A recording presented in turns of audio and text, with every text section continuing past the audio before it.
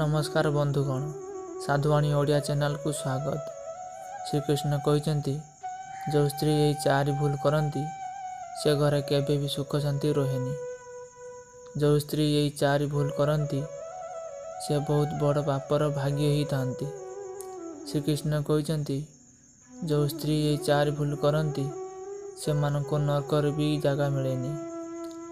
श्रीकृष्ण कहते जो स्त्री यही चारि भूल करती से भली स्त्री को आर जन्म कुकुर होई थांती। जो माँ भौणी ये वीडियो देखुंट ये वीडियोटी को शेष जाए देखंतु। आपण माने केबे भी आपणक घरे एमिति भूल करंतुनी। जदि एमिति भूल करंती आपणक जीवन ए जन्मर दुखरे कटिबो एवं आर जन्मरे बहुत कष्ट सहिबाकू पड़िबो। बंधुगण यह चैनल को सब्सक्राइब करी पाखर थिबा घंटी चिन्ह को बजाई दियंतु एवं वीडियोटी की शेयर करंतु। बंधुगण श्रीकृष्ण कहते जो स्त्री निज घरे एमिति भूल करती से स्त्री केबे भी सुखरे रही पारंतिनी। बंधुगण आसंतु जानिबा ये चार भूल कौन स्त्री मान करिथांती। यही चारि भूल पाई सेमानक जीवन रे दुखर पहाड़ भांगी पड़े, दुख अशांति आसी थाए, से केबे भी सुखरे रही पारंतिनी। चलंतु आरंभ करिबा ए सुंदर वीडियो, ए सुंदर कहानी। प्रथम भूल श्रीकृष्ण कहते स्त्री निज घरे राति दिन पाटितुंड करती। जो स्त्री दिन राति लड़ाई झगड़ा करती एमिति स्त्री घरे केबे भी सुख शांति आसेनी। स्त्री को सबुबले शांत रहिबा उचित। किछि आवश्यक पड़िले कहिबा उचित। जदि छोट छोट कथा को लेकिन निज घरे सबुदिन झगड़ा करती, निज स्वामी सहित झगड़ा करती, एमिति घरे केबे भी उन्नति हुएनी। जो स्त्री छोट छोट कथा को नहीं सबुदिन निज साही पड़ोसी सहित झगड़ा करती, निज परिवार सहित झगड़ा करती, निज छुआ सहित झगड़ा करती, एमिति घर को केबे भी माँ लक्ष्मी आसंती नहीं। बंधुगण एमिति स्त्री को आर जन्म बहुत कष्ट भोगवाकू पड़े। एथिपाई जो माँ भौणी एमिति भूल करुछंती, जदि आपण आपणक घरे सुख शांति चाहूछंती कहा सहित कଳି झगड़ा करंतुनी। एथिपाई स्त्री को जेतिकी आवश्यक सेतिकी कहंतु। काहेकि ना घर परिवार चलैबा केवल एक स्त्री होता है। जदि स्त्री दिन राति कଳି झगड़ा करती से घरे माँ लक्ष्मी रुहंतिनी। काहेकि ना घरर लक्ष्मी केवल स्त्री होता है।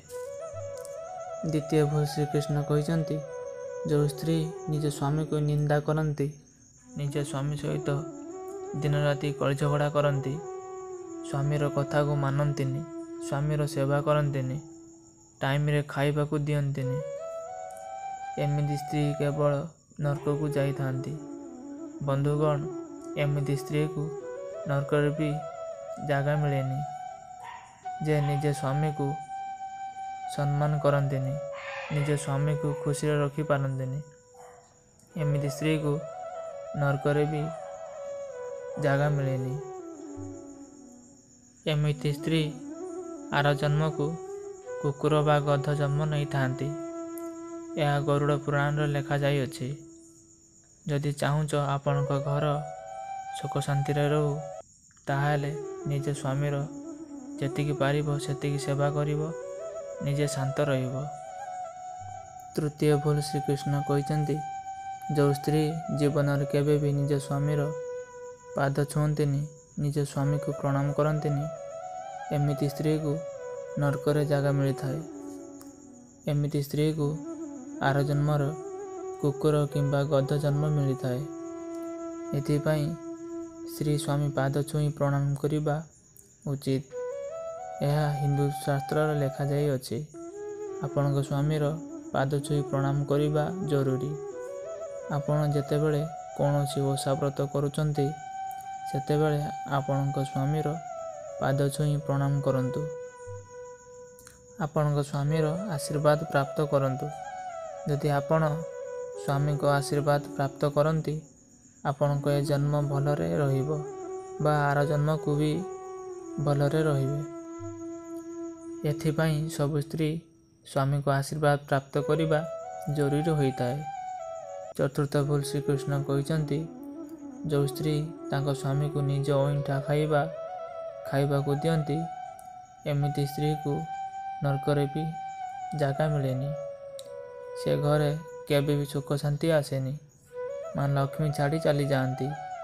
ଏଥିପାଇଁ ସ୍ତ୍ରୀ ସ୍ୱାମୀକୁ ସ୍ୱଚ୍ଛ ଖାଇବା ଖୁଆଇବା ଉଚିତ। ଆପଣଙ୍କ ସ୍ୱାମୀକୁ କେବେ ବି ଅଇଁଠା ଖାଇବାକୁ ଦିଅନ୍ତୁନି। ଆଜିକାଲି ମଡ଼ର୍ଣ୍ଣ ଯୁଗକୁ ଦେଖି ଏ ଭୁଲ କିଛି କରୁଛନ୍ତି। ସ୍ତ୍ରୀ ତାଙ୍କ ସ୍ୱାମୀକୁ ତାଙ୍କ ଅଇଁଠା ଖୁଆଇବାକୁ ଦେଇ ବହୁତ ଖୁସି ହୁଅନ୍ତି। ସ୍ତ୍ରୀ କେବେ ବି ତାର ଅଇଁଠା ସ୍ୱାମୀକି ଖୁଆଇବା ଉଚିତ ନୁହେଁ। ଯେଉଁ ସ୍ତ୍ରୀ ଏ ଭୁଲ କରୁଛନ୍ତି, ଏ ଭୁଲ ଆଉ କରନ୍ତୁନି। ସ୍ୱାମୀ ଖାଇବା ପରେ ସେ ଖାଇବା ସ୍ତ୍ରୀର ଖାଇବା ଉଚିତ। ଆଜିକାଲି ଯୁଗର ସବୁକିଛି ଓଲଟା ହେଉଛି। ବନ୍ଧୁଗଣ, ଆମ ଶାସ୍ତ୍ର କେବେ ବି ଭୁଲ କହେନି। ଆମ ଶାସ୍ତ୍ରରେ କୌଣସି କଥା ଭୁଲ ଲେଖାଯାଇ ନାହିଁ। ଆମ ଶାସ୍ତ୍ରର ଯାହା ଲେଖାଯାଇଅଛି ସେ ଅତ୍ୟନ୍ତ ସତ। ସେଥିପାଇଁ ସ୍ତ୍ରୀ କେବେ ବି ସ୍ୱାମୀକୁ ତାର ଅଇଁଠା ଖୁଆଇବା ଉଚିତ ନୁହେଁ। ଭିଡ଼ିଓଟି ଭଲ ଲାଗିଥିଲେ ସବସ୍କ୍ରାଇବ୍ କରି ପାଖରେ ଥିବା ଘଣ୍ଟି ଚିହ୍ନକୁ ବଜାଇ ଦିଅନ୍ତୁ।